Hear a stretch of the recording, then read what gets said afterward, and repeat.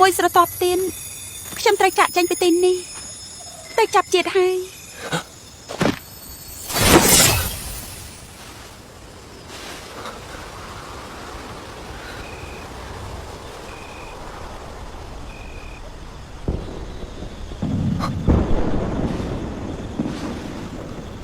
អ្នកនឹងលោកថ្ងៃនេះគឺបនជាឈៀវពួកយើងទៅមើលទៅថាមិនទៀងអាចមានឱកាសជួយជីវិតមួយទៀត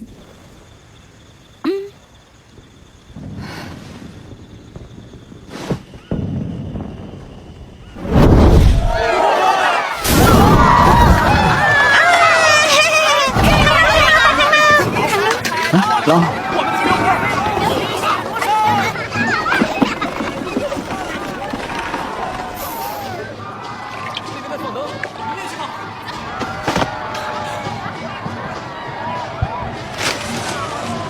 កងត្រីមើលចុះកងខំមីងឆាប់សំបំណងប្រាថ្នាទេអូ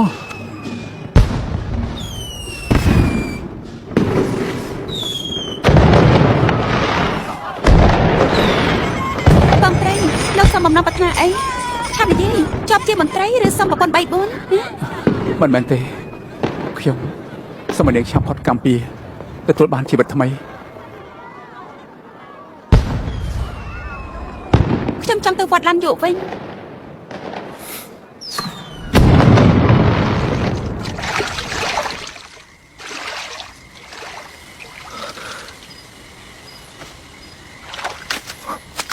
នាងមើលខាងនោះទើបសំបំណងប្រាថ្នាបានផលលឿនដល់ម្លឹង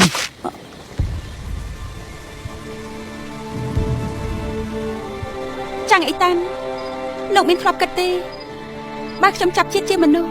ខ្ញុំអាចនឹងមិនចងចាំលោកក៏មិនចងចាំរឿងកើតឡើងរវាងពួកយើងហេតុនេះទោះបានជួបគ្នាសាជាថ្មីក៏មិនអាចជួបគ្នាសំដីកូនប្រុសមិនណាគឺមិនដឹងអ្នកនាងលូខ្ញុំសន្យានៅនាងហើយមិនអាចដោយសារភាពមិនដាច់អាឡ័យក្បត់បំណងប្រាថ្នាទេម្យ៉ាងទៀតជីវិតនៅចំពោះមុខមិនអាចបញ្ជួយ